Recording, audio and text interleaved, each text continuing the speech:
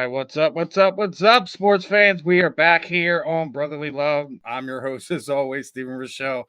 Got a fun one lined up for you here on the Sports Podcast Network. Gonna bring in my good old friend here, Mr. Ben Troupe, and we're gonna talk everything football, draft, everything in between. It is draft day. How you feeling, Ben?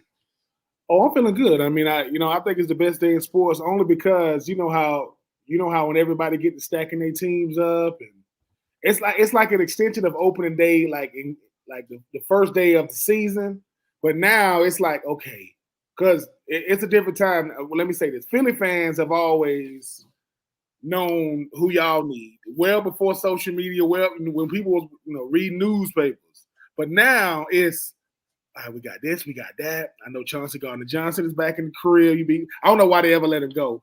That was but I think that was that. I think that was both back and forth between Howie and the agent, and then they signed some guys in house last year, and then all of a sudden the money wasn't there, and he was just like, you know what, f you guys. of course. It took a. Blame.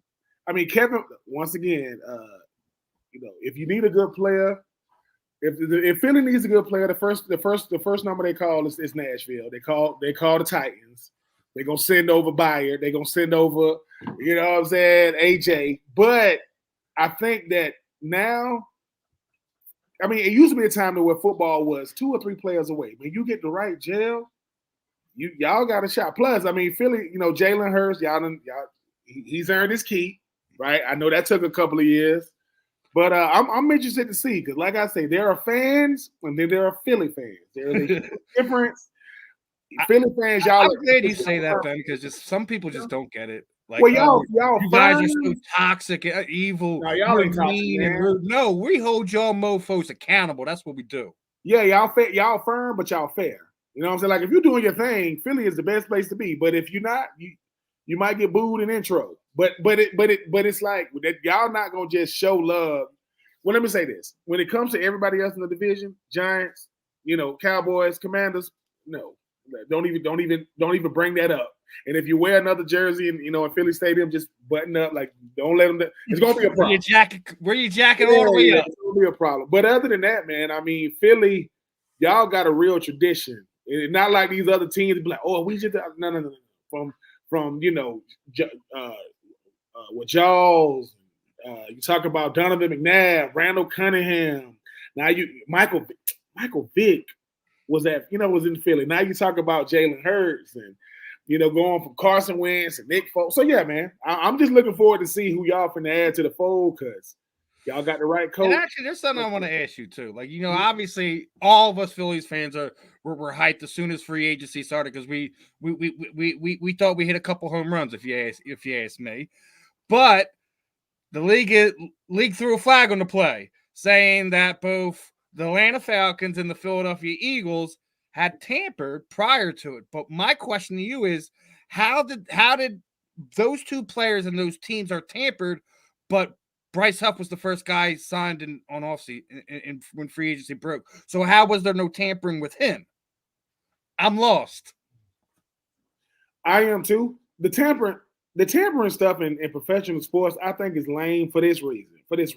Look, man, players do this indirect way of saying, "Hey, man, like they'll go on a show. Hey, man, come. I hear you doing this, doing that, pull up, this, that, and the third." But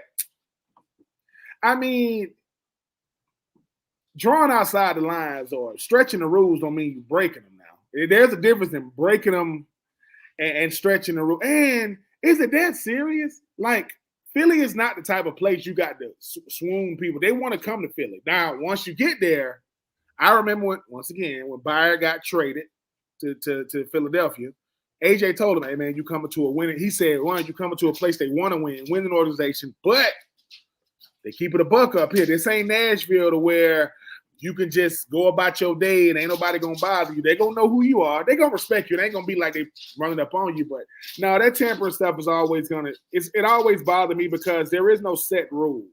There is no what is tampering for real. Like, did we until somebody offers somebody some money? Like, and what are we talking about? We spoke to him 2 days before we were supposed to get out of here, man.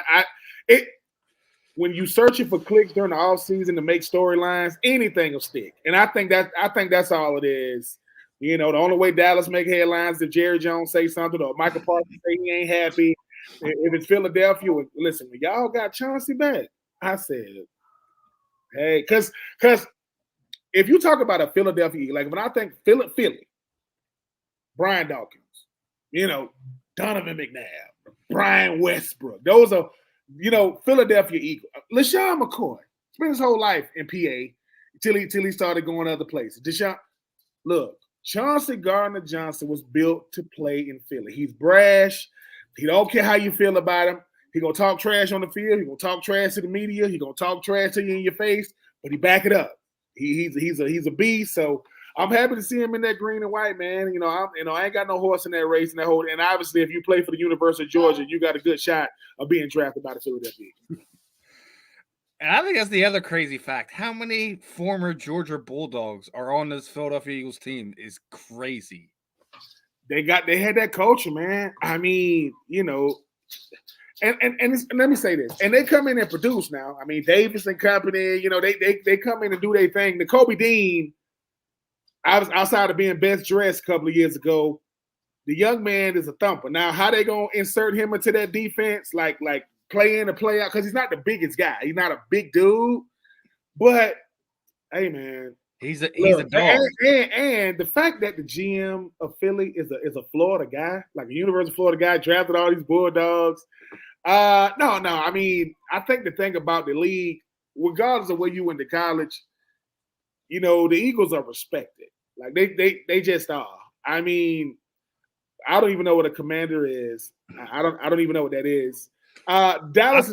I feel bad for, you know, the Washington fan base because of the stuff that's been going on politically. They have no identity anymore. They don't. They're a Washington football fan.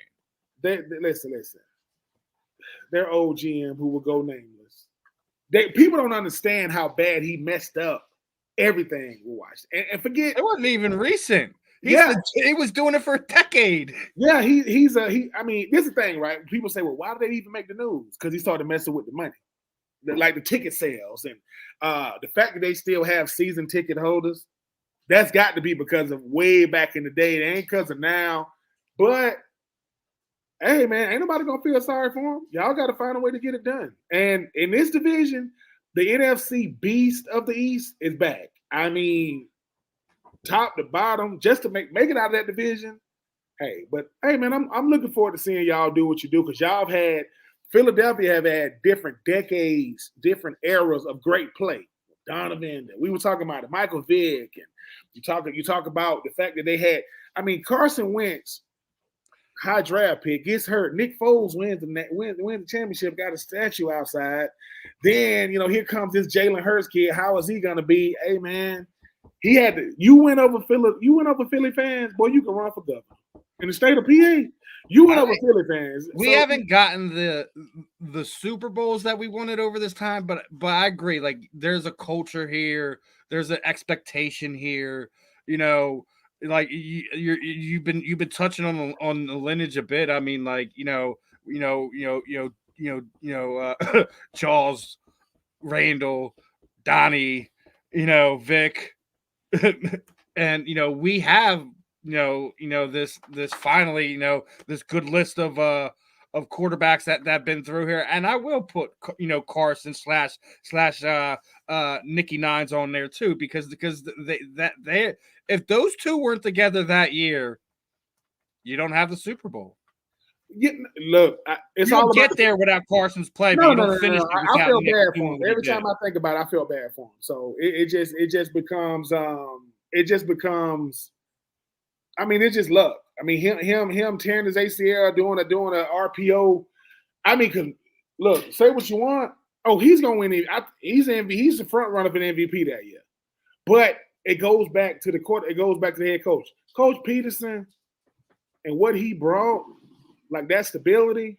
Because he had a lot of scrutiny coming from where he came from. But Philadelphia is just one of those story.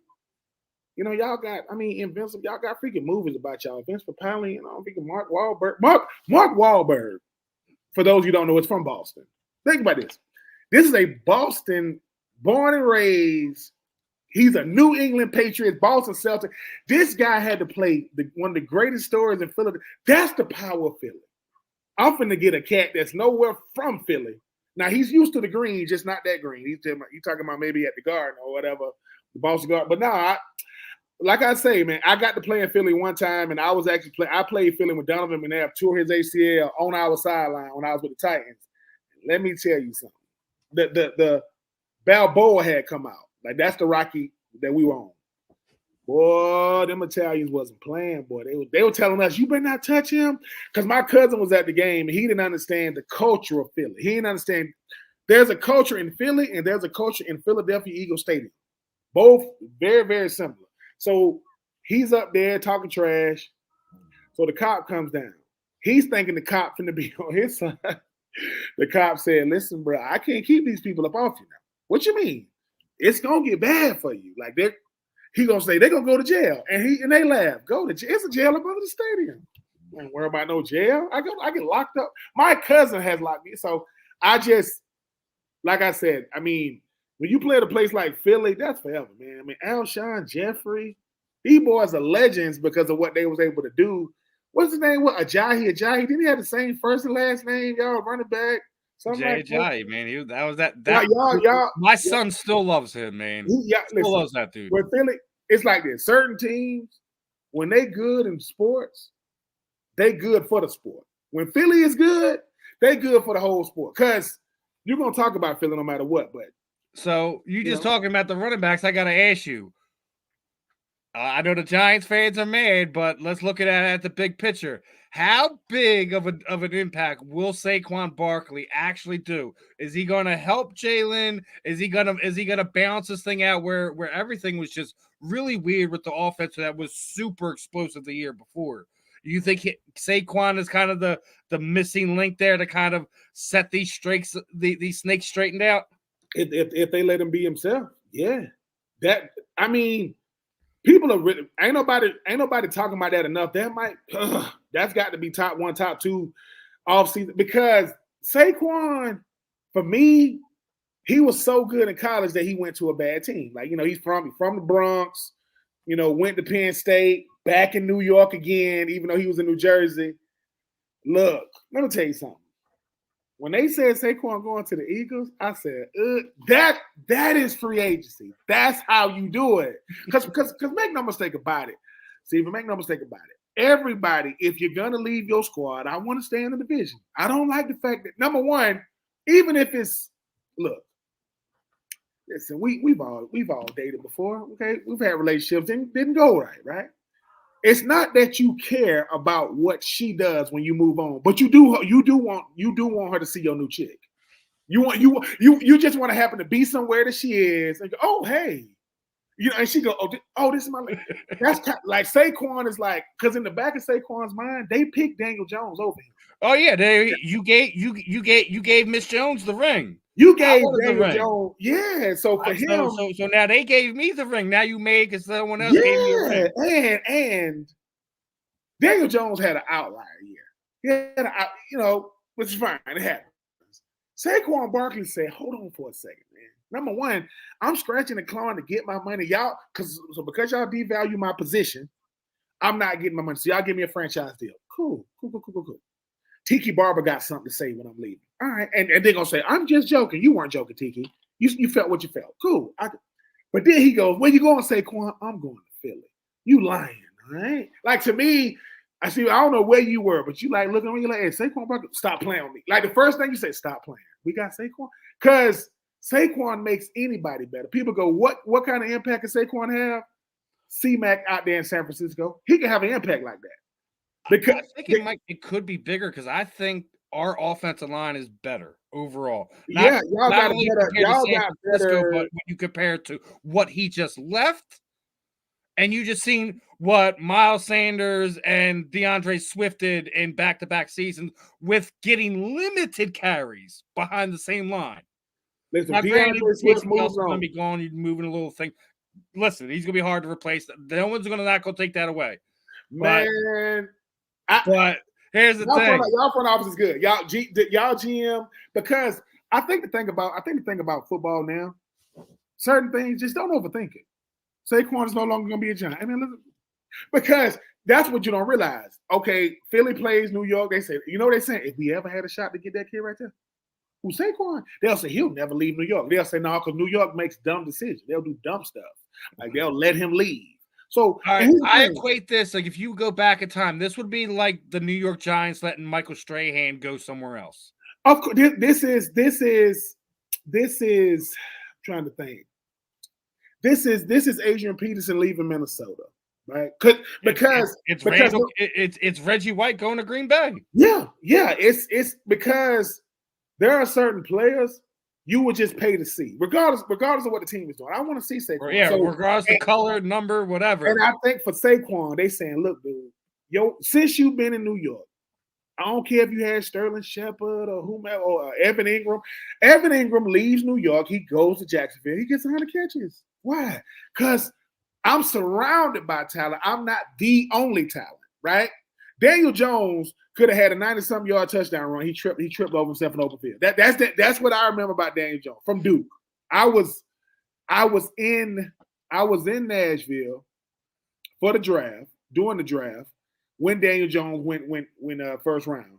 And I'm like, I mean, he was a good player, but I'm like, so but he's not that first round. No, I mean, and what does it say about your organization when you spend 16, 17 years with Eli Manning? No, Eli Manning was not his brother during the regular season, postseason, but Eli Manning was all right. He wasn't great. He was good at times, right? But he was stable.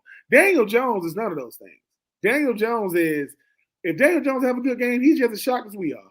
Like, what? So for Saquon, you need stability, man. At the running back position, you need to know, I got AJ. Shout out to Devonta getting the new deal, the 3-year deal, right? Shout out to him. So you bring back Chauncey, right? Devonta get his deal. And stop trying to create controversy with AJ and Devonta. Stop. Them boys. Whoever it is in the Philadelphia media just needs to go. Y'all just need to go. I don't know who it is exactly. And AJ's too much of a gentleman to sit there and say the man's name. Unlike other players in the past, were calling out Jeff McClain and this guy and that guy. AJ's too much of a gentleman who won't say the dude's name. He just told him to quit. Because whoever it says, y'all. AJ. Listen, AJ is a true number one. Devonta Smith. He's technically the slasher between the two. Yeah, I'm about to say it's like this. It's like this. When I'm on a team, right? This is what I don't like. LeBron James goes to Miami, right? We know it's Dwayne Wade's team, but D Wade said, "All right, you can be Batman." Why? Because if I go ahead and say here, it's not like I get any less touches. It's not like I get any less shine.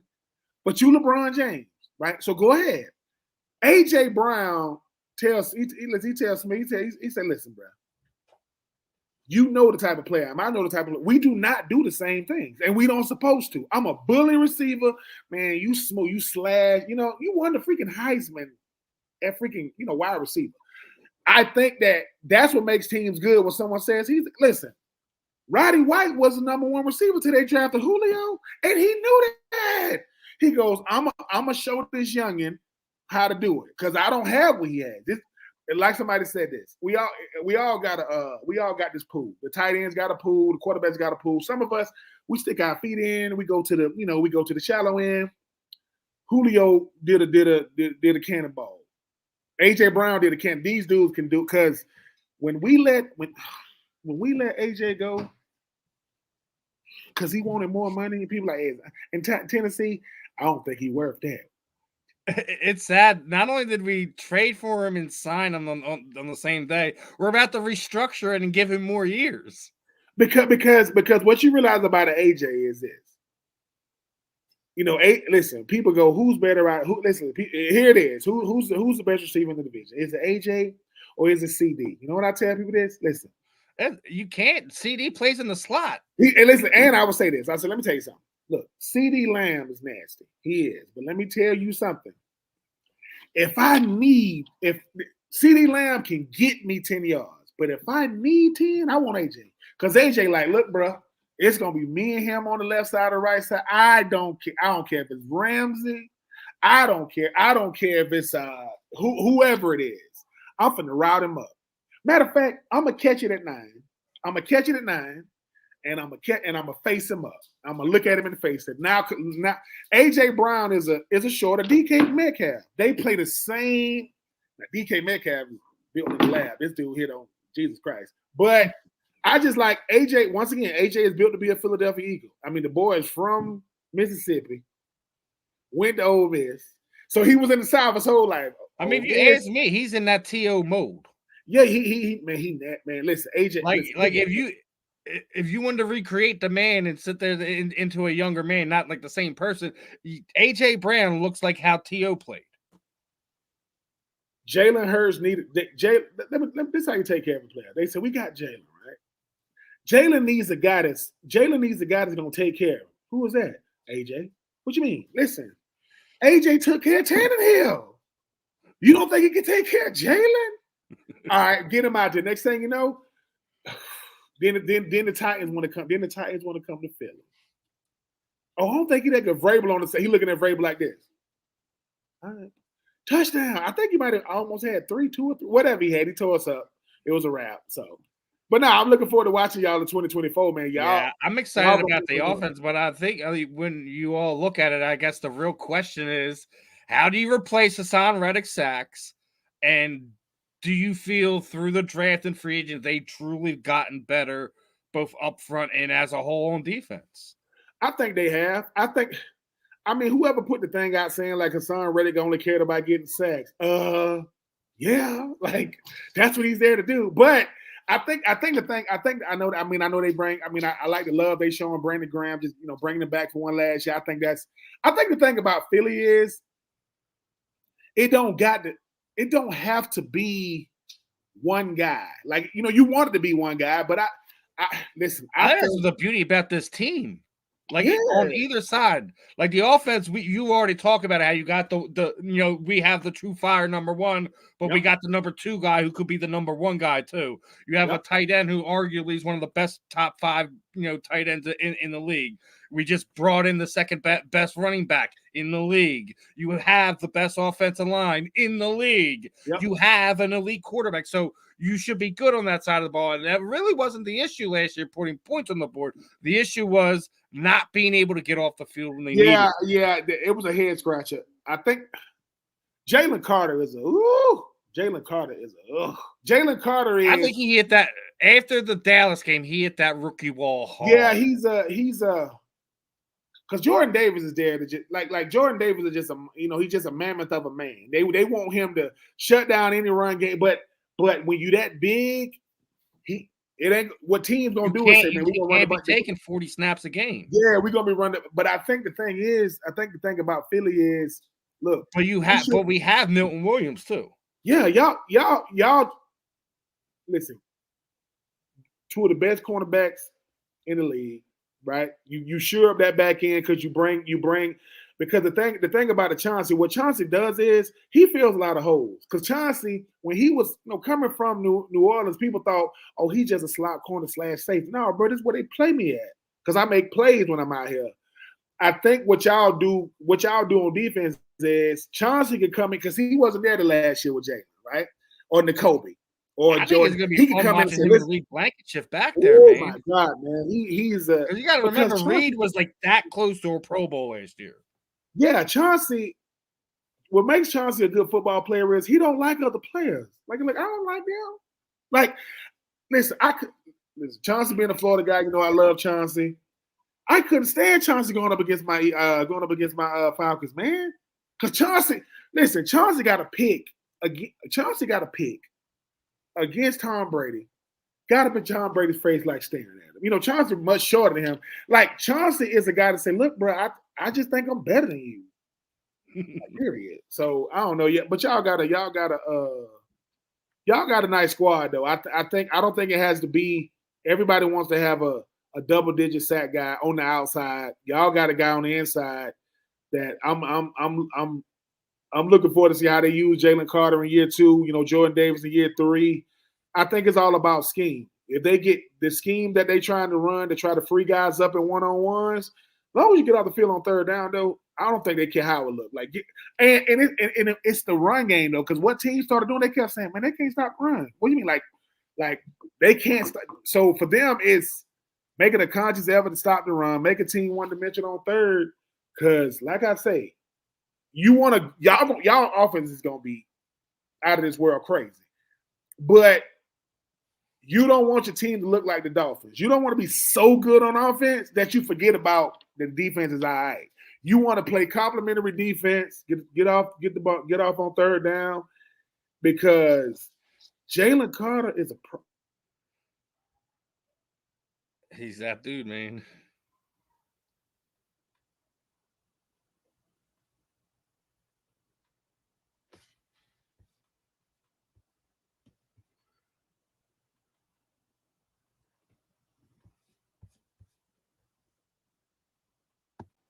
And we're back.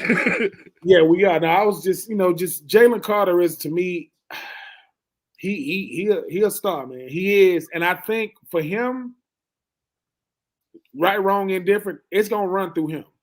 I mean, because having an interior defensive lineman that can be such a disruptor like he can be, and like you mentioned, he can't be playing 60 snaps. Like it's about saying, man, give him 40, 45, because I look at football like this. If I'm in the game 65 plays, how many plays was I effective?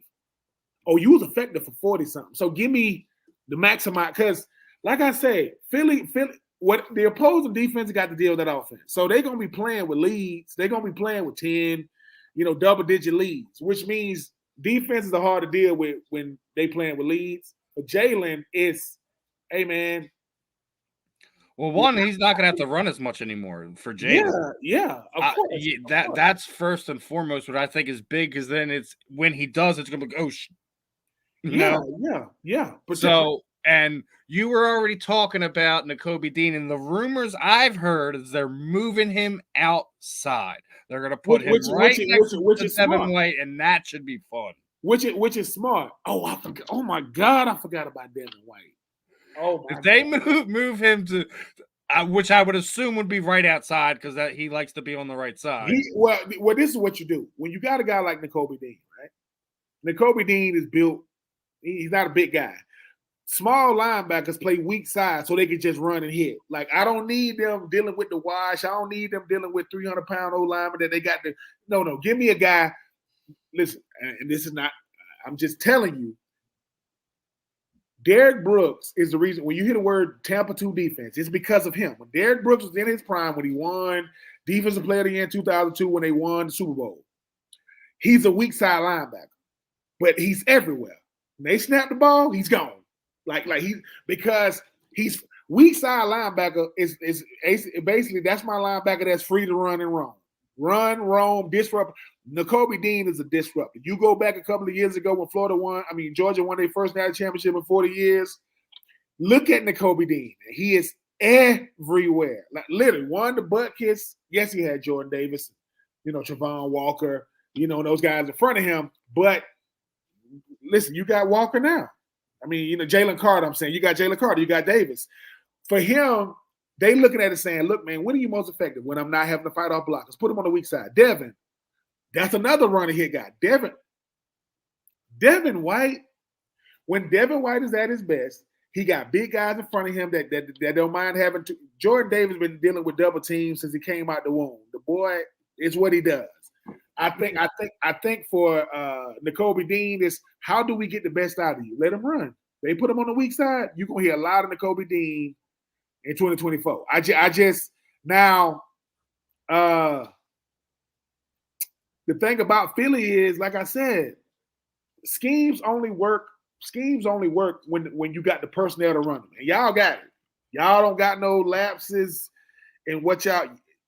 I forgot. So you get Devin White on defense, Chauncey Gardner-Johnson back, and you got Saquon. Come on, man. And you re-sign Smith. And Eagles fans are being really greedy, trying to sit there and say, hey, let's go and trade for Patrick Drissain the second. I'm like, you realize you'll have to pay him to do that, right? I would love to be able to do that, right? He gonna break. You don't have to pay him if you He go. gonna get quarterback money. So when the fact that he's already all pros, and he's not. He hasn't even. This would be his 5th year. So, yeah, he's a Alabama. Like I say, Alabama kid, obviously, much bigger than his dad, but beast. I'm talking about ball skills for the man. Please, man, y'all got big play Slay. Darius Slay is so good. They try to get Slay's replacement when he still got a few years left in the tank. It's sad. Man, Darius Slay to me is so underrated. Listen, Coastal Georgia boy, Brunswick, Georgia to be exact. He's so good and he's so humble that people think, man, Darius Slay be running the routes for these receivers. He's like, look, bro, you better be DK, you better be an AJ Brown, CD Lamb, DK Metcalf, Tyreek Hill type receiver, or you're gonna have a long day. Like I say, Darius is about it. I love that he's in the the podcasting world, get to show his personality more. But when he come out on that field, you can tell he's from the South with that accent, but he a beast. The boy can play. He can play. Him and his wife be cracking me up on social media. They don't take listen. When you're from Coastal Georgia and you have to go to Stark Vegas, Mississippi State, 2nd round pick. He had to cover Megatron when he got in the NFL. That's who he had to cover. So he said, AJ, you a beast, but I had to go up against Megatron. So I've seen one of the greatest they ever do, one of the best, if not the greatest. It's sad that Lions had basically 2 generational players at wide receiver and running back within a 30-year span, and got 2 playoff wins out of it. It's culture, like the That's one what we were talking about, right? Yeah, listen, Coach Stefanski. Listen. When you talk about what Philly has that people don't get, they got a culture. Like when people go, "Why would they play Meek Mill? They was in the Super Bowl." What you think they gonna play? Like that's how strong the culture is. Little Kevin Hart running around on the sideline, right? Because you're gonna see. Look, think about this. There are more people that saw Mike Trout when the Philly was in the Super Bowl than they see him because he don't make the playoffs. He don't make the playoffs. How does the best player, or quote the best player in baseball, don't make the play? That only happens in baseball, right? So Philly is a team that say, look, man, we don't care about no other cheesesteaks in the world. If it ain't Philly, we don't want it. We don't care. And Joel Embiid won a freaking MVP. What? I don't care, man. They need to finish their story this season and finally get into that NBA Finals type of situation. If Joel leaves this city or ends his career without a championship, the process failed from top to bottom. Well, yes, because like I say, listen, getting Ben Simmons up, Ben Simmons. Jesus Christ. Yeah, let's not bring up that man. We have a good man. I apologize to viewing public for even bringing his name, but I apologize. That is blasphemous. Please forgive me. I mean, shoot. Basically, Shaq wants to learn from him. He's like, I want to know how to make $100 million and not play for 2 seasons. Ben Simmons. Teach us, Ben, please. Yeah, exactly. Yeah, no, we ain't doing that. No, it's y'all have a listen. Here's the thing. The fans are asking for that. Isaiah Rodgers is going to be on the roster this year. He was a top 10 quarterback 2 years ago. Hey man, listen. Rich get richer. Listen, and speaking of which, we still haven't even talking about the draft, which we have 2 second-round draft picks. So we got 3 picks in the top 60. I still think we move up. I think Howie makes a deal and move up. If it's somebody y'all coveted, if it's somebody y'all really want, because what y'all have done is this: y'all killed in free agency. Listen. We want to move the Kobe Dean to the outside. Who we gonna put inside? Devin White. Oh shoot, we finna move on. You know what I'm saying? From Swift, we gonna move on. A Philly kid. Who we gonna get? Saquon Barkley. It's like, hey man, we finna bring back somebody saw Chauncey Gardner-Johnson, you know what I'm saying, in Philadelphia. Yeah, we brought him back. What? You know what I'm saying? It's like y'all, we re-signed. People got upset about the Reddick thing. You bring in a guy like Josh Huff, who with quarter of the snaps was double the numbers. Yeah, I mean, what Reddick had done. He's a fan Howie favorite. has this innate thing knowing to pull the string. Yeah, and the thing is too, Reddick is a good player. I am not taking he is, right? But he benefited from listen, you bring back a Brandon Graham because he's the leader on the squad. Like people respect him, right? Lane Johnson is an incredible left tackle, right? I mean, Best tackle in the game, if you ask me. Yeah, everyone wants to keep talking about Mr. Dirty Trent Williams. He's a dirty foul dude. He is an elite tackle, and he has been for about 10 years. But Lane Johnson's better, if you ask me. Lane Johnson had they followed Lane Johnson for a whole week. You know how interesting and great of a player you got to be. So I'm an old lineman.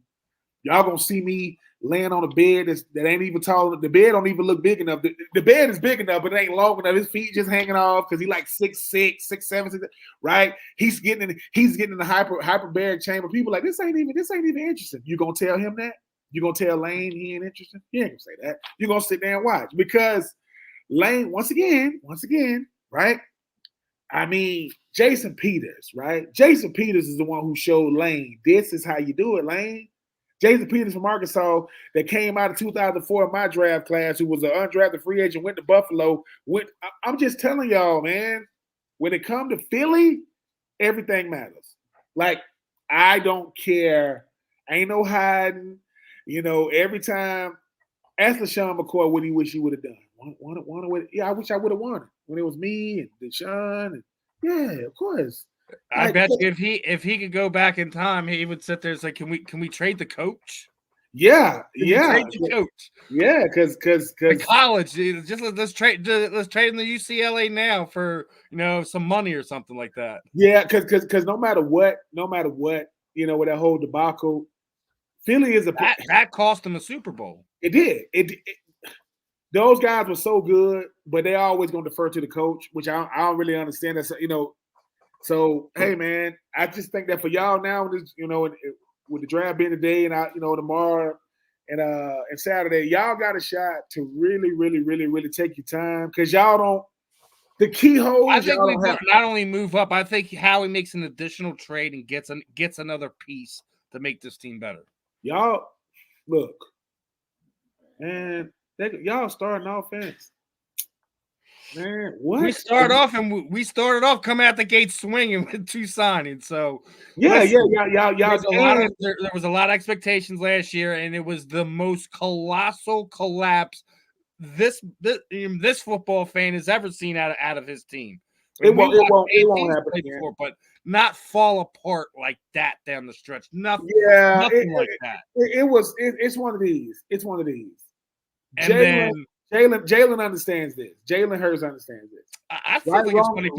People are trying to rip that dude apart. Chris Sims is still running his goddamn mouth. Of course. But because Jalen knows. But it's like one of these things. Like everyone's like they want these other. I'm like, what do you want from the guy? Like he's sitting there just eating all this, and he's not lashing out or saying this or doing that.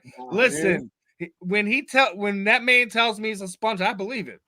I believe everything that is said to him, he takes it and he uses it somehow. He may not use it right then and there, but he finds a way to make it something positive for him. You cannot teach his mentality, and I think that is the one listen, I wasn't on Jalen train when he came here. I was very upset. We just signed Carson that crazy contract.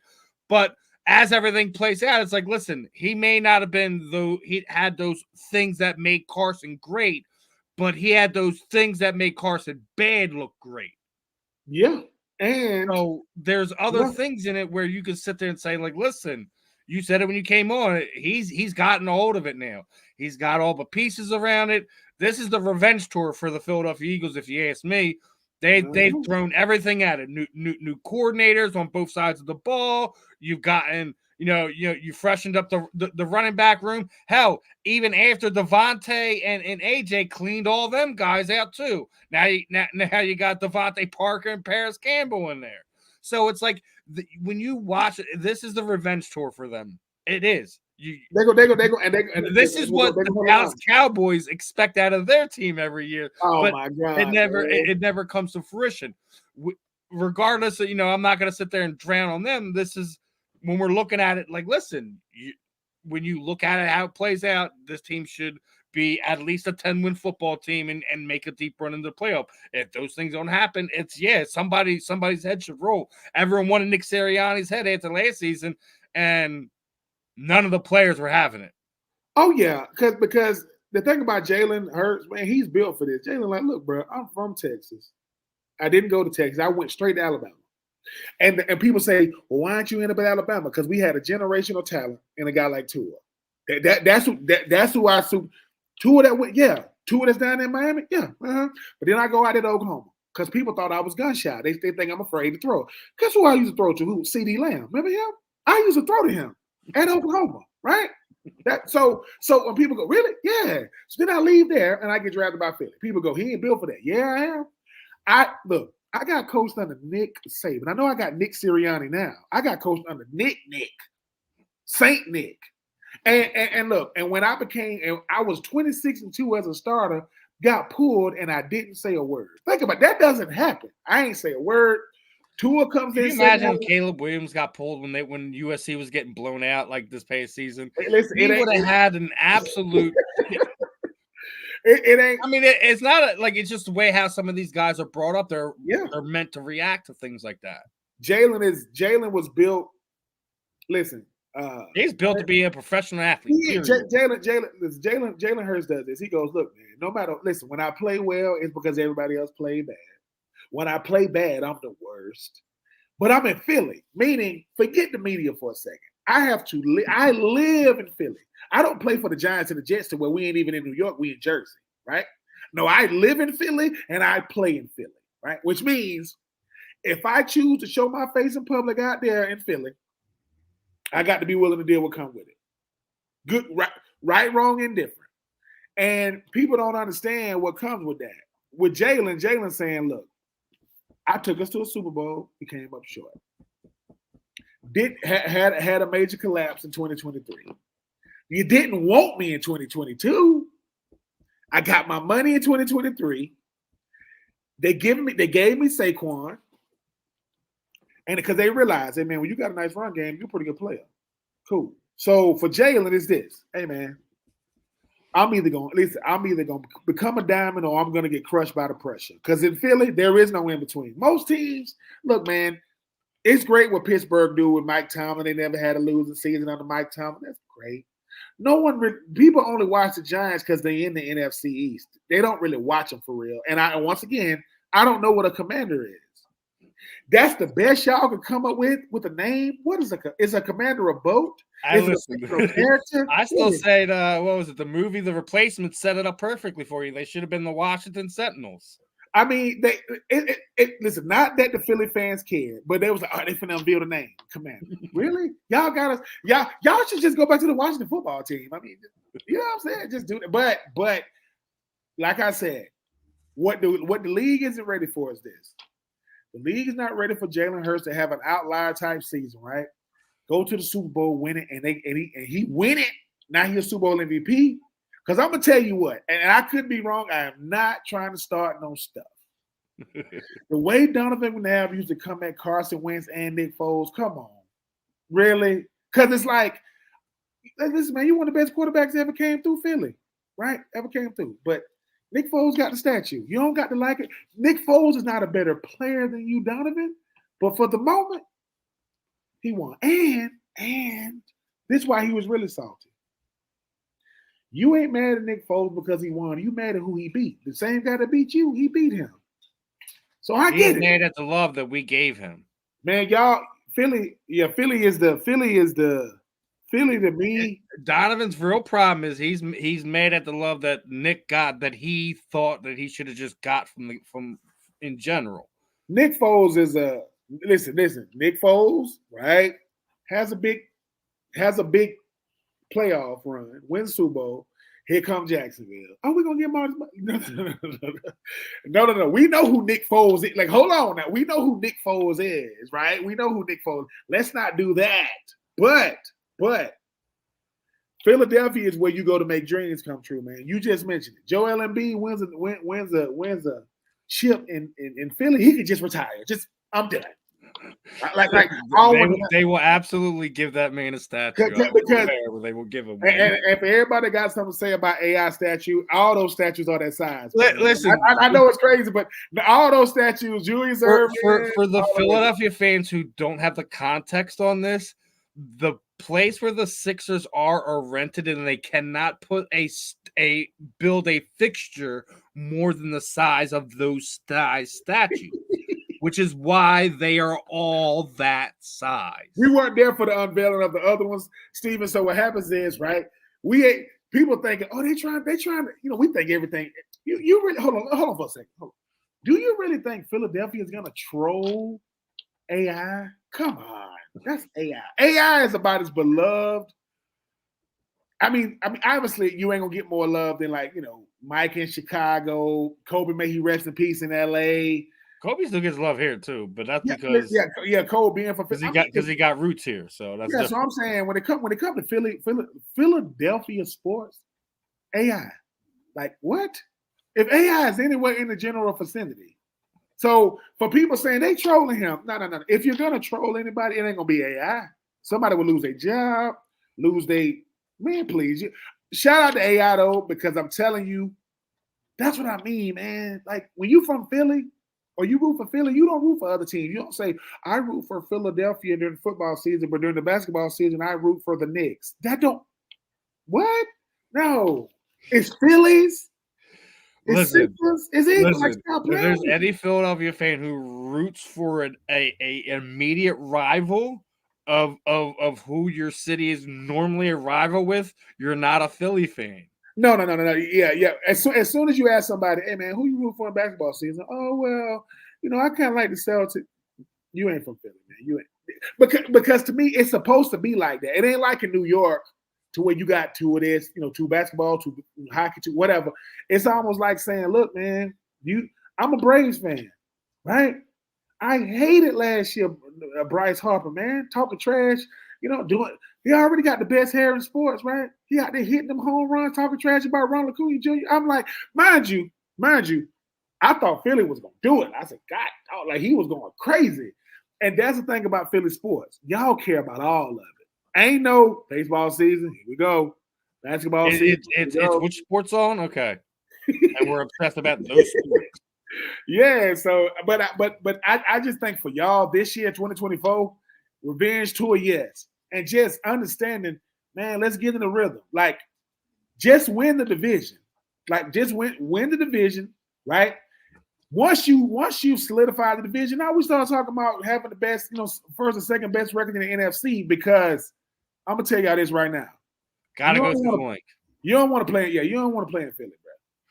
You let me tell you something. Philly, people say do Philly. When I played in Philly, that was no grass out there on that field. That was green. They had painted that stuff green. My shoes was all green. Brian Dawkins knocking the hell out. There was nothing grass about Veterans Stadium. But it's so Philly is iconic, man. Like as an opposing player, I'm getting caught up in like dude, this Philly, bro. Like you see this, and then number 20 comes out, and then once even though let me say this, love Donovan McNabb, you just love Jalen. There ain't nobody like 20. There ain't nobody like Brian Dawkins. And listen, the freak now been there. Brian Westbrook is so beloved, and Brian Westbrook really benefit Villanova. You know what I'm saying? He is a Philly dude through and through. But listen, when B-Dog got traded or let go by Philly, go to Denver. I remember him doing an interview and he was crying because he goes, "Look, man, I love Philly, man. Like Philly is Jacksonville to Clemson." So, and I still listen every time I hit this bottom of my chin right here. The first play in 2006 on offense, I'm on the backside with Brian Dawkins, and I'm running up to him, and I looked away from him for a second. All of a sudden, boom, he hit me right in my chin. My chin just so for the rest of the game, I couldn't feel anything. Like when he hit me, he like a little, he looked like he's like a miniature bodybuilder. He's like a little muscle. And I remember this Lindale White, USC. He runs the ball. Brian Dawkins come up and hit him. Lindell jump up, cussing at him. Yeah. You know, Brian Dawkins, because he got the visor on, you can't see. Oh my God, you can't see his eyes. He got this big, gigantic white. He got like the little with the like the little yeah, he had a pad wristband under, like a little wrist. He got a wristband under it. And Lindell's cussing at him. Brian Dawkins jumps up and goes, "Hallelujah." Hallelujah! And then he started like speaking in tongues. Listen, he literally started speaking in tongues. You know, to Lindell. It scared Lindell White. It scared him to death, to the point where Lindell said, you know, like, let me get it back up. He runs to the sideline and he's telling the refs and he's telling Jeff Fisher, y'all need to talk to that dude. No, it's something wrong with him. Because you know, Brian Dawkins don't cuss, you know, he's a very highly spiritual man. But what you see on NFL film, that's him. And what was funny was he did it every play. Every time, hallelujah. And I said, hey man, I don't know what he on, bro. But Weapon X is real. One of my favorite one of my top 5 favorite players I ever went against, played against, because caught a touchdown pass against him, man. And I said, to this day, never spoke to him in real life. But yeah, Brian Dawkins, what, like 5'10", 5'11"? Yeah. Brian Dawkins is 8 feet tall. He walk in the room, that's B-Dog. That's Weapon X. How you doing, sir? Whatever you want. I don't want it. So yeah, man, that's when I think of Philly. Donovan McNabb, Randall Cunningham, them beautiful, them light green uniforms y'all got. Oh my God, them things. The Kelly Greens ones they just brought back. They nice. But yeah, man, I wish it was still like, you know, like the ones like you know that Randall and Reggie wore. Like this color is like a light. It's a color too bright. You know what I mean? I like it because y'all don't. When everybody else do they quote throwbacks, whatever, at least y'all stick with a theme. It's not like when a couple of years ago when they did the Color Rush, and I want to say it's either Buffalo or the Giants. Buffalo Reds. No, Buffalo had like a white. White can't be a Color Rush. All white uniform. But the Eagles do all blackout. Yeah, listen now, y'all black unis. The 2 best black unis in the league. I don't care. Would be the Ravens and the freaking Eagles. Y'all's are because it's 2 birds, right? Yeah, the Ravens and the Eagles. Now y'all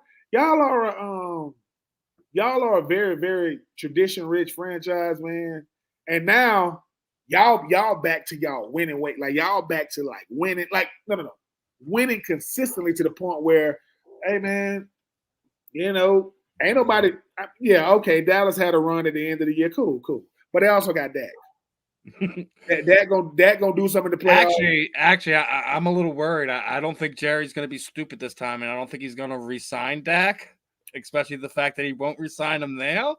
So we'll see how that all plays out. I still think don't be surprised if you see a major move from them if they don't look like the way Jerry wants them to.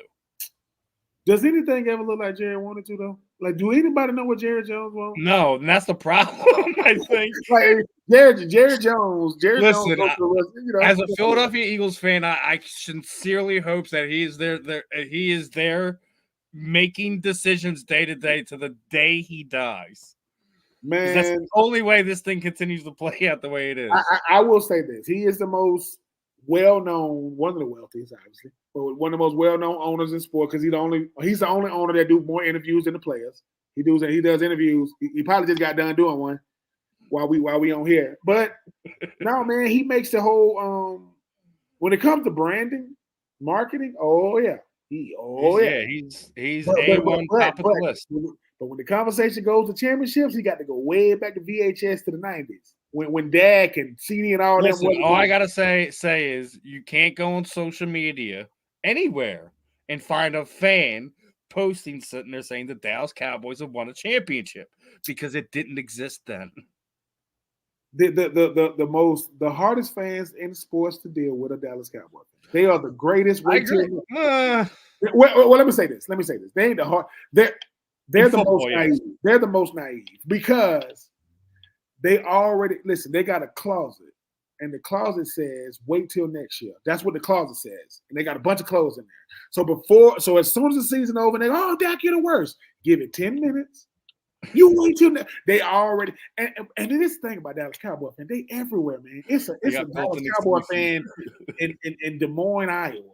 It's a Cowboys fan in New Mexico. They are everywhere. But every school, every team, every league needs a team to rag on and talk to. That is the Dallas. Because when they lose, it is national news. You're gonna see the Stephen A. Smith meme. You know, he gonna staff, right? Which he should, because the thing about Dallas, it ain't. Let me say this: it ain't the Cowboys more than like the persona of them. I'm like, dude, listen, y'all got the star on the helmet. America's team. It's sad. The football team has ruined the persona that what is a Cowboy.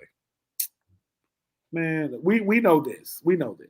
I mean, we do, but we know this. Listen, there's nothing greater than Eli Manning got 2 Super Bowls. Philly got a Super Bowl, right?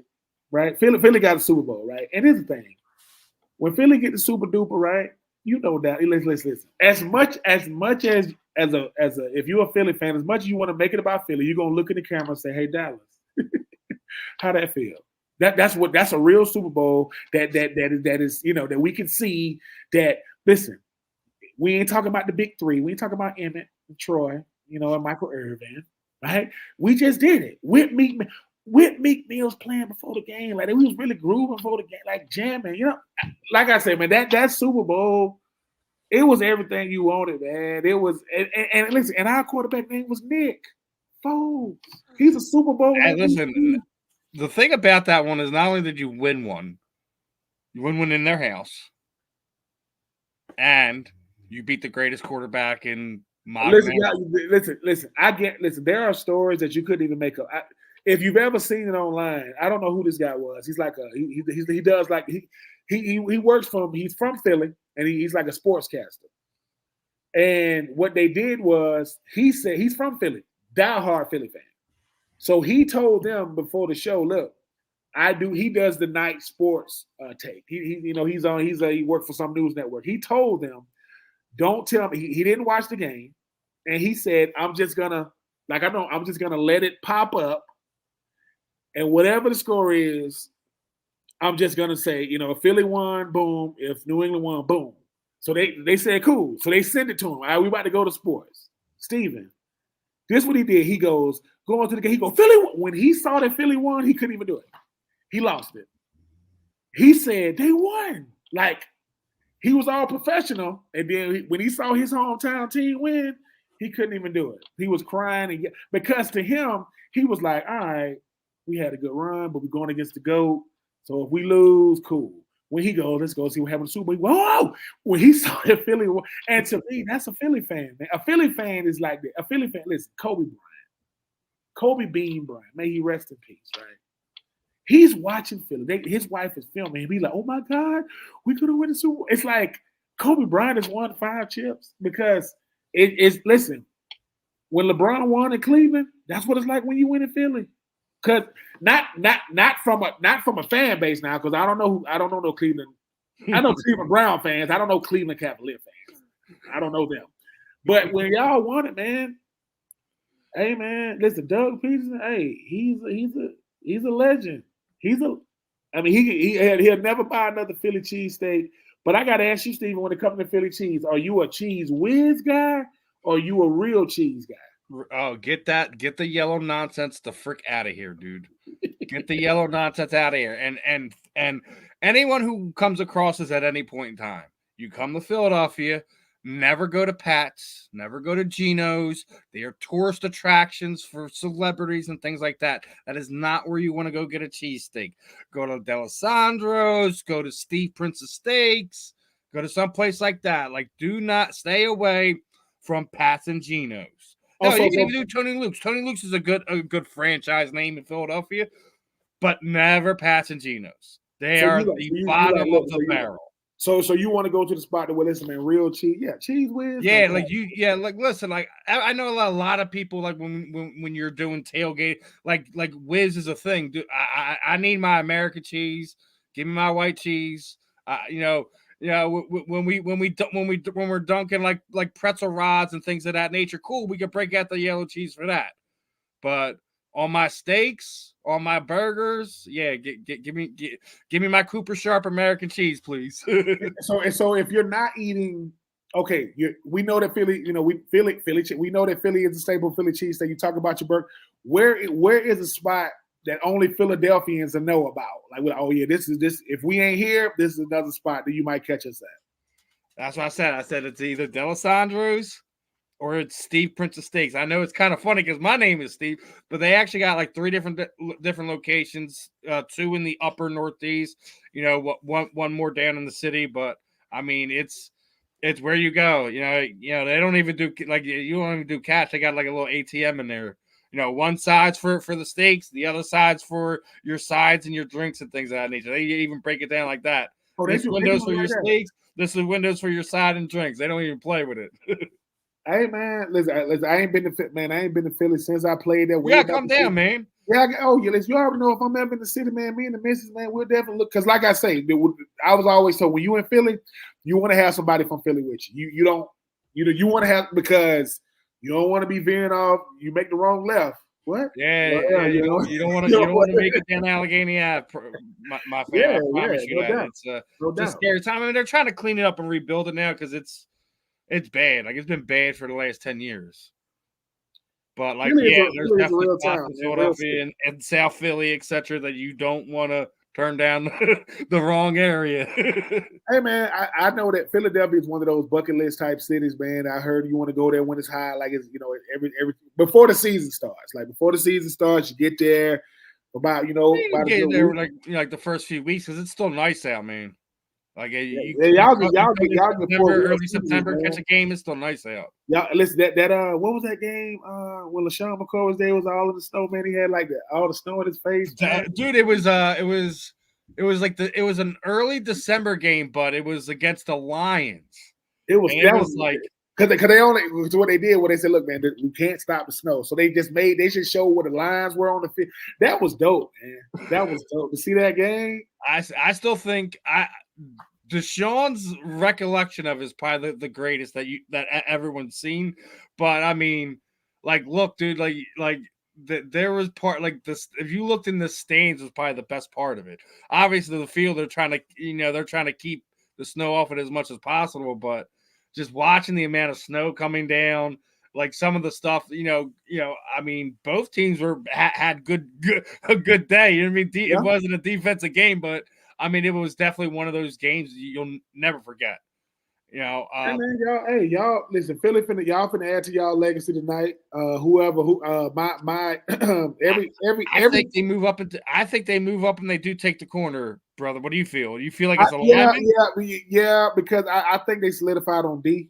I think they solidified on offense. I think y'all add depth because cornerback is the new. You can never have enough good cover guys. I want to run dime. I want to run nickel. I want to run 3 corners. I want to run, these exotic type defense. I want to be able to bring Chauncey Gardner-Johnson down in the box so I can move a safety. Move a cornerback back like you got because y'all front 7, front 4, they gonna get pressure. Y'all safeties in the corner, y'all got ball hawks, man. Y'all got guys that. I think if you really look at it, like Reed Blankenship and then bringing back another Pro Bowler in CJ, man, it just puts them in a unique position where, as you're saying, like we don't have to draft, any one position because you're pretty well off in a lot of areas where, like you said, we can draft for depth. We can go get a cornerback. We can go get a middle linebacker. We can go get y'all can draft best available. Like y'all could, and that's what you want when you drafting best available. Like you say, hey man, we wanted this, but you see this kid. Like, listen, that's what Jalen Carter was. Like last year, hey man, Jalen Carter could have been the number 1 pick. I know everyone's talking corner. I know everyone wants to be the lineman. I say watch edge rusher. I think that is the one that no one's talking about, and I think is exactly what Howie's thinking. They got it. That kid. I don't know where y'all going. That kid from Florida State is real good as an edge rush. I mean, and the thing is, no matter who you get, right, they don't have to come in with the pressure to to play 17 they don't have games. they don't have to come in and say, "Hey, I got to be the guy." No, dude, I'm surrounded by dudes. I could go out there and learn. Jalen Carter, whoever they bring in, Jalen gonna say, "Look, man, pace yourself." Like, because 17 games is a lot of games. That's a lot of football. Not only that, he had Fletcher last year. I think that's going to be the interesting dynamic this year. Because you don't have that guy like Fletcher this year. Fletcher Cox doesn't get enough credit for how stable he was because people want to talk about Aaron Donald, but people forget he was an end when he first came in.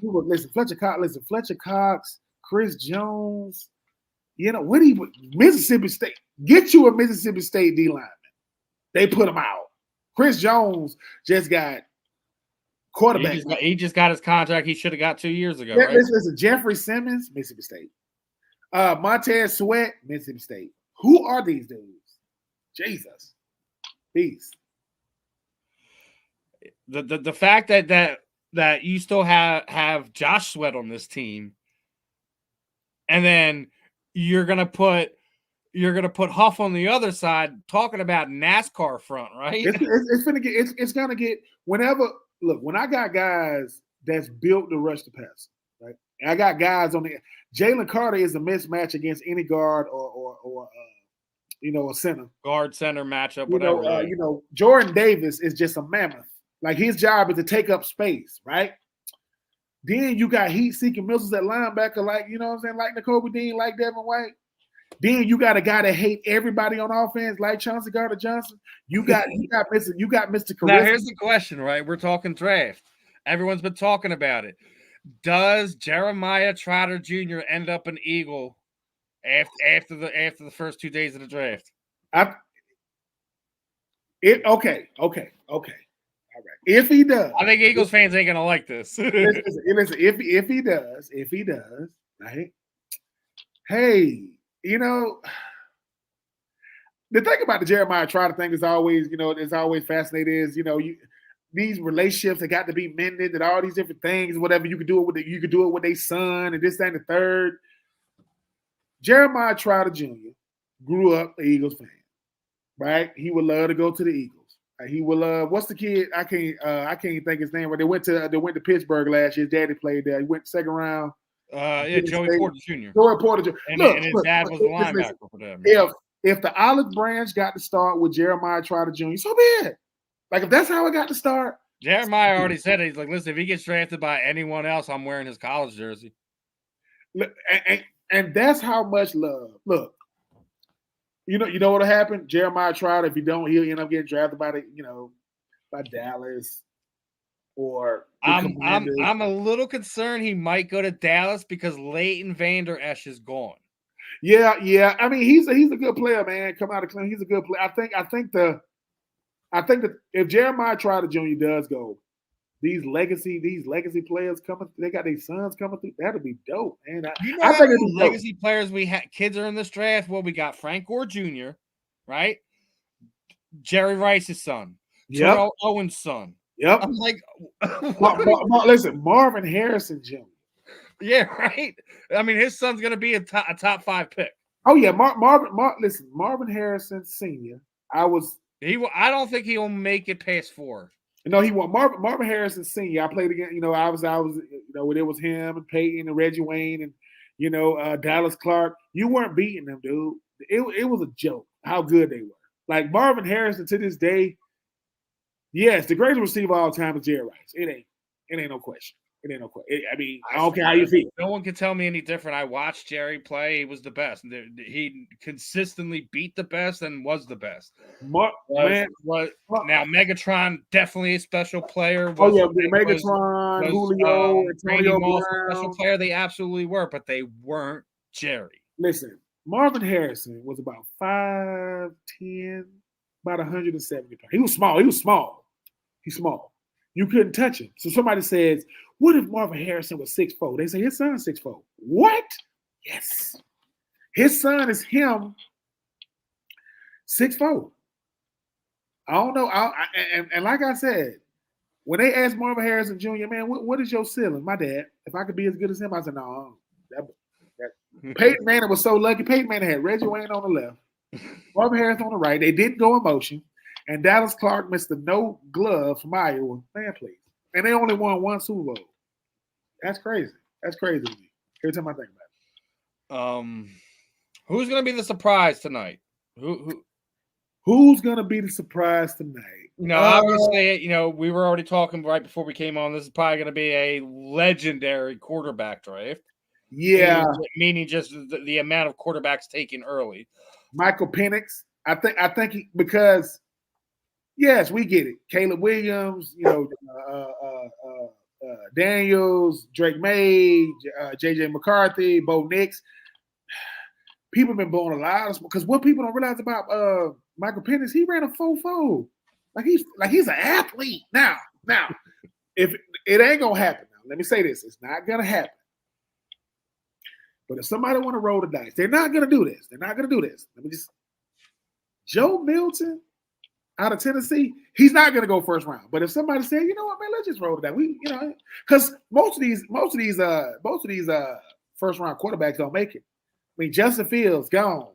You know what I'm saying? Like, I really feel for that kid, man, because I think if they would have let him stay in this offense one more year with who they brought in, I mean, I feel the Bears already lost the draft, if you ask me, regardless of what happens, because the fact of what you did this offseason, right? You know, between bringing in Sweat in at the trade deadline last year, doing some things on the other side of the ball, that defense got really good. Then you go in and you bring in you bringing in Kellen at wide receiver. You go bring in Swift at running back. They solidified some things. They really were. If you're asking me, that was a playoff team ready to go compete with the Lions, with the Packers. Yeah. But you trade Justin Fields and completely take yourself off the board, in my opinion. Listen, I would have taken that second round draft pick, gotten either better up front, or gotten Marvin Harrison Jr. and said, you know what, come stop this offense. Yeah, whenever you go all in on a rookie quarterback, number one overall pick, Cam Newton did some incredible stuff his rookie year. Back-to-back 400-yard games, the first two games in the league. His injuries and then everything changing in Carolina, I just think was it's look, I don't care who the quarterback is, right? People talk about this offseason. People say, what were the best pickups? Yes, Keenan Allen going from the Chargers, to the line. I mean, to the Bears was huge. The two biggest pickups to me in the offseason were both running backs. One of them went to the Ravens, and the other one went to the Eagles. That to me, that is because Derrick Henry and Lamar is gonna be fun. Yeah, because the thing is, right, what Philly and Baltimore showed the whole league. Oh, we value the running back. That stuff y'all be talking about, man. Please, San Francisco. As much as yes, you got IU. Yes, you got George Kittle. Right? Yes, you got Debo. Boy, D-back. Brock Purdy, and I'm when Cam Newton said you got game changers, right? And you got game managers. I respect what he said, because what he said is not a lie. Brock Purdy was 4th and goal on the 6-yard line of the Super Bowl, and they kicked the field goal. You think they're going to take a game changer out? No, they're going to kick. So we owe to the people that had something to say about one of the greatest game changers we will ever see at the quarterback position. Oh, and for people saying, what do you mean by that? O.J. Simpson, may he rest in peace, man. You like him, don't like him. Juice is, may he rest. He's in the Hall of Fame. 2,000-yard rusher this league ever He's in the Hall of Fame, right? He's in the Hall of Fame. Do you know that Cam Newton has more rushing touchdowns than O.J. Simpson? What? 75 to be exact. Stop playing with him. 75. I get it. He never took that step as a passer, but he went to the Super Bowl, and his number one receiver was Ted Ginn Jr. That's talent, people. Ted Ginn Jr. A Devin Funches returner and a slot guy. Yeah, Ted Ginn Jr., Devin Funches, and Greg Olsen at tight end, and they went all the way they went 15-1. Stop playing. So I'm just that's another show for another day. We can have a show on Hall of Fame or not, and I will tell people why I think certain people are and certain people aren't. But let me tell you something. People say you got to win the Super Bowl to get in the Hall of Fame. You want to win the Super Bowl, right? Nick Foles won the Super Bowl. He ain't going to Hall of Fame. Yeah. No, Flacco won a Super Bowl. He's not going to Hall of Fame. So it can't be just a super duper. Russell Wilson won a Super Bowl. And right now, he ain't going to Hall of Fame. He's went to back-to-back. He ain't going. Cam Newton never won a Super Bowl, and I would argue that's a Hall of Famer. People say, no, yeah. I said, dude, Hall of Famer is this. Can you talk about that position without talking about this dude and his impact? Not just him. And his Cam Newton, I don't know, man. Because Drew Brees is going to be in the Hall of Fame because he won a Super Bowl, got him yards. Drew Brees has never, ever, ever, ever, ever been an MVP of the NFL. He was a player of the year, never been an MVP. He had incredible years, but if I remember correctly, the year that he was going to, LaDainian probably should have won it, and he didn't even win it. Listen, and that was another one. I felt that LaDainian should have gotten up more love from the San Diego situation than what Drew did. Drew got lucky, linked up with Sean Payton, and wound up winning the Super Bowl down there in New Orleans. But man, in my opinion, I felt that should have been reversed, man. I mean, listen, the NFL is an imperfect science. That's why we love it. I mean, as much as we think we know, it shows us that we don't. I mean, Lamar Jackson got 49 out of 50 votes last year in the MVP race because the guy up there in Buffalo voted for Josh Allen. Stop playing. But Josh Allen wasn't no MVP. Josh Allen? Oh. Now, that's another pickup. CJ Stroud just got Stephon Diggs. Stop playing. What happened? CJ Stroud just got Stephon Diggs. Oh. Stephon Diggs is a player, boy. Listen to me. Stephon Diggs is a player. But, I mean, like I said. Actually, if you ask me, watch out for them Texans, man. Oh, listen. That whole division. Look, my Titans, we got Will Levis. Yes, we went over there and added, yes, we went there and added a player, at the receiver position to go along with D-Hop. I mean, but with Ridley. But CJ Stroud did it. And he don't even know he don't even realize he's not supposed to be this good this fast. That's without Stephon. Now they finna add Stephon. Yeah, Anthony Richardson, right? Anthony Richardson, that kid that is a freak, but he got to learn that 245 pounds at quarterback don't matter when you got people 245 pounds that can hit you. They trying to knock you out the game, which they did. And like I say, Jacksonville, that roster, what? Evan Ingram? Travis Etienne, but we'll see. I said it a few times this offseason. No matter what team you are, you got something to be happy for. You got something to hope to change that direction. No matter if you're at the bottom or the top of this draft. Everyone this offseason, I felt, did something to put themselves in a direction to go forward properly. So no matter, if you're as bad if you're as bad as being a Dallas Cowboys fan, or if you're a Buffalo Bills fan, or you're a Giants fan, an Eagles fan, whatever fan you are, you got things to kind of bank on. Like, you know what? I like what we're doing already, and we haven't even hit the draft yet. As you were talking about, we ain't even hit opening day. Yeah. Look, it's gonna be this. It's gonna be this. Football is fair, but it's also very unfair because, look at what Detroit did last year. Yeah, the Green Bay, I think it's gonna be complete flip flop in that division. Yeah, no Aaron Rodgers, no problem. Jordan Love turned out to be, man. I mean, Brock Purdy, Mr. Irrelevant, back-to-back years in the NFC Championship game. We go to the Super Bowl in his second year and all these different things or whatever. It's like this. This how the NFL goes to me. It goes. It goes culture, coach, quarterback, team. Now, you think about San Francisco, listen to this. They got the culture. They got the coach. They got the quarterback. They got the team. The problem is they ran up against Kansas City. They got a better culture. They got a better coach. They got a better quarterback. They got a better team. And they lost. Right? They lost. It happens. I think the thing now is what Philly is showing the whole league, what Kansas City and Miami shows the whole league. Dude, you got to have a culture. You got a culture worth coming into that they're gonna let you be. As long as you can play, they're gonna let you be who you are. Philly done had some of the greatest personalities ever come to me. Michael Vick, Deshaun Jackson, LaShawn McCoy, the Freak. Takeo Spikes. I mean, Philly done had them. Philly done had them. Alshon Jeffrey, Jay Ajayi. I interviewed Trey Burton on my freaking podcast, 84 Reasons. I said, boy, you are a freaking Philly legend. Philly. You threw it a Nick. Like, think about that. He said, I didn't realize how big it was till after the Super Bowl. You didn't realize? He said, I didn't realize in the moment. Are you crazy? That play will live on. That man, please. So I'm just saying, man, Philly, get out of here, man. Y'all spoiled it. You said it. You just said it. Those three guys involved with that play never buy a beer or a piece of food in this town again. Don't matter if you're Trey Burton, if you're Corey Clement, if you're Nick Foles, or if you're Doug Peterson. You will have a free beer in this town.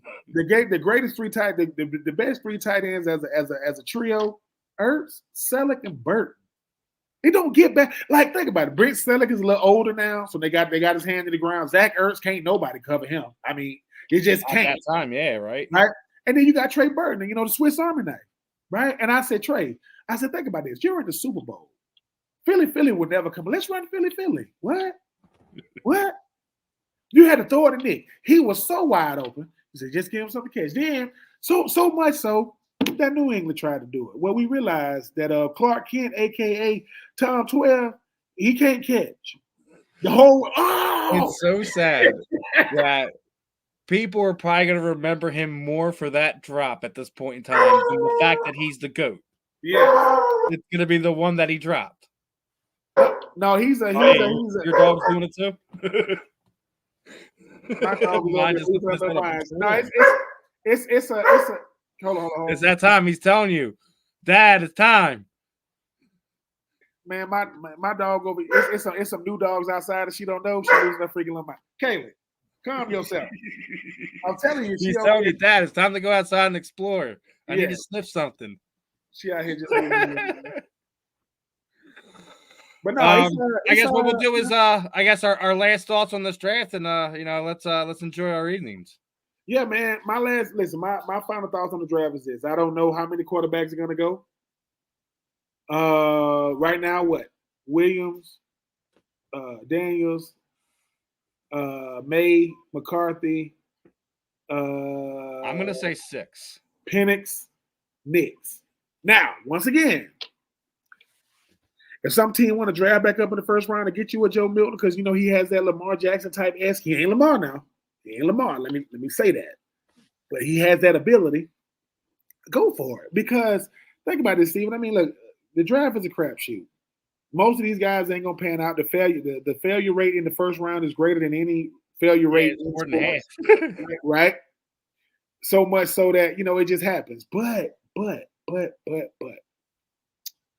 I want to see how many DBs go in the first round, because we talk about the quarterback. You got a Duze, you got Marvin Harrison Jr., you got the kid. You got the kid up there, the 2 kids at LSU. You got some receivers, right?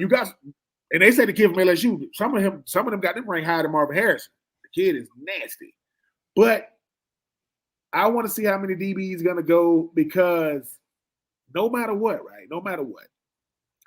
People don't like the Eagles because when the Eagles are at their best on defense, them receivers get locked up. I mean, and like I say, Bradbury, he might talk a little trash, and then everyone forgets about we got our top 3, Slay, Bradbury, and Maddox, but we also got Eli Ricks that we drafted last year.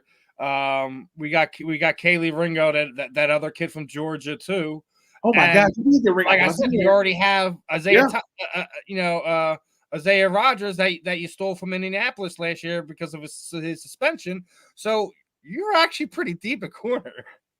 Listen, I'm trying to tell you, I just want to see. I just want to see how. I want to see.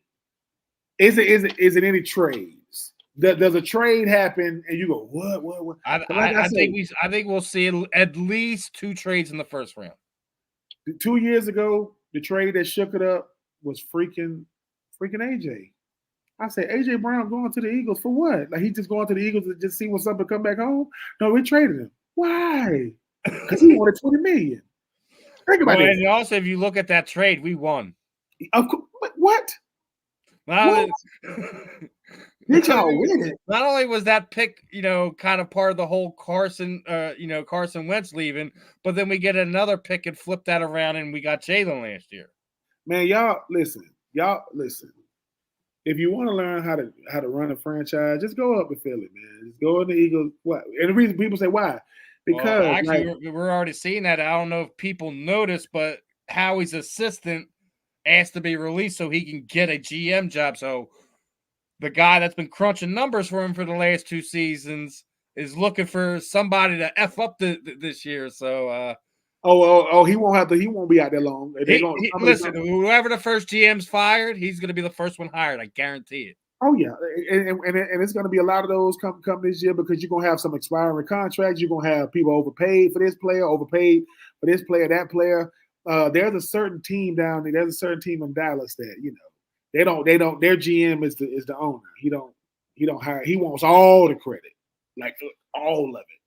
I mean, the drapes, whatever we eating today, everything. But hey, man, listen. The 2024 NFL Draft is here. It is the greatest spectacle in sports. When you talk about additions to your new squad, I just want the Jets fans no longer should boo their pick because it's the Jets. Who cares? Like, come on. Listen, I think they're the sleeper team in the East this year. I do.